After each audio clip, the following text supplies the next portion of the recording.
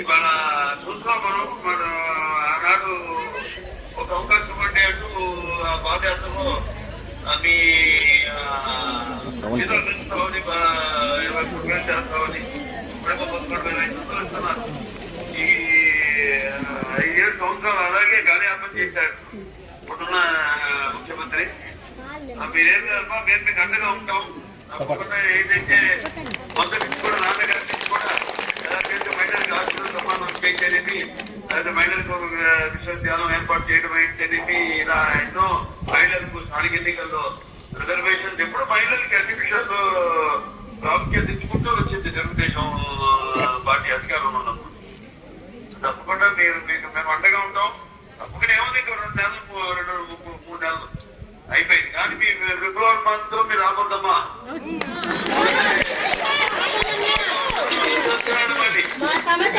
మళ్ళీ మేము ప్రభుత్వం రాగానే అధికారంలోకి రాగానే మళ్ళీ ఎన్నికలు అవ్వగానే మీకు ఇస్తామని ఈ యొక్క ఉచిత పథకాలు జనాలు కూడా చెప్తున్నాం. ఈ ఉచిత పథకాలు భ్రమలు పడుతూ మీరు ఇలా ఎన్నో వాగ్దానాలు చేస్తారు. ఎవరికి తెలిసిందని మీకు జవాబుదారీ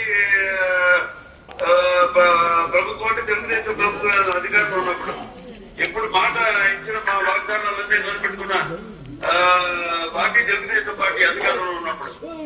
సో మీకు మేము తప్పకుండా అండగా ఉంటాం. నేను వస్తున్నా మళ్ళీ నేను ఎందుకూరికి వచ్చినప్పుడు మేము మా అందరిని కలుస్తా. నేను తప్పకుండా కొంచెం ధైర్యంగా ఉంటాను. అలాగే డిఏలు అన్ని కట్టించారు. పెంచుతామన్న జిల్లాలు పెంచలేదు. అవునవును సార్. వాళ్ళు చూస్తూ మన రాష్ట్ర పరిస్థితి ఎలా అవుతుంది. వాళ్ళ ఇక జనానికి అందరూ కూడా చెప్పేది ఒకటే, ఈ ఉచిత వాగ్దానాలు, ఉత్తుత్తి వాగ్దానాలు, గాల్లో మేడలు కట్టడం, అలాగే ఉచిత పథకాలు ఈ భ్రమలో పడి మీ జీవితాన్ని మీరు నాశనం చేసుకోవద్దండి. సో మీకంతా మేము తెలుగుదేశం ఎప్పుడు అండగా ఉంటుంది.